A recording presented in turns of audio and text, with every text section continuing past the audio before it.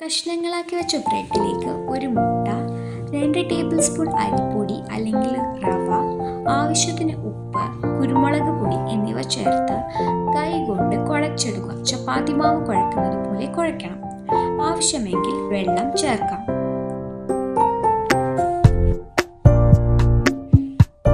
ഇതുപോലെ കുഴച്ചെടുക്കണം. അടുത്തതായി ഒരു പാൻ ചൂടാക്കി അതിലേക്ക് ബട്ടർ പുരട്ടി ഇത് ഓരോരുള്ളതാക്കി പാറ്റീസ് ആക്കുന്നത് പോലെ ആക്കി 2 സൈഡും തിരിച്ചും മറിച്ചും ഇട്ടുകൊടുത്ത് ഉണ്ടാക്കുക. വൈറ്റ് സോസ് ഉണ്ടാക്കാനായി ഒരു പാനിൽ ബട്ടർ ചൂടാക്കി അതിലേക്ക് മൈദ, പാല് എന്നിവ ചേർത്ത് കുറുകിയെടുക്കുക. അതിലേക്ക് ആവശ്യത്തിന് ഉപ്പ്, കുരുമുളക് പൊടി, ചതച്ച വെളുത്തുള്ളി എന്നിവ ചേർത്ത് മിക്സ് ചെയ്യുക. നിങ്ങളുടെ കയ്യിൽ ഒറിഗാനോ ചില്ലി ഫ്ലേക്സ് ഉണ്ടെങ്കിൽ അവയും ചേർക്കുക. ഒരു സ്ലൈസ് ചീസും കൂടി ഞാൻ ചേർക്കുന്നുണ്ട്. അതിലേക്ക് 1 ടേബിൾ സ്പൂൺ കെച്ചപ്പ് അല്ലെങ്കിൽ ടൊമാറ്റോ സോസ് നമുക്ക് ആഡ് ചെയ്യാം.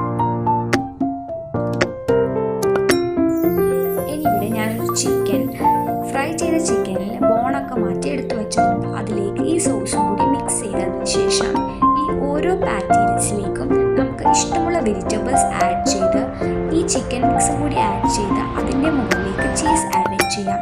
മൊസറല്ല ചീസ് ഉണ്ടെങ്കിൽ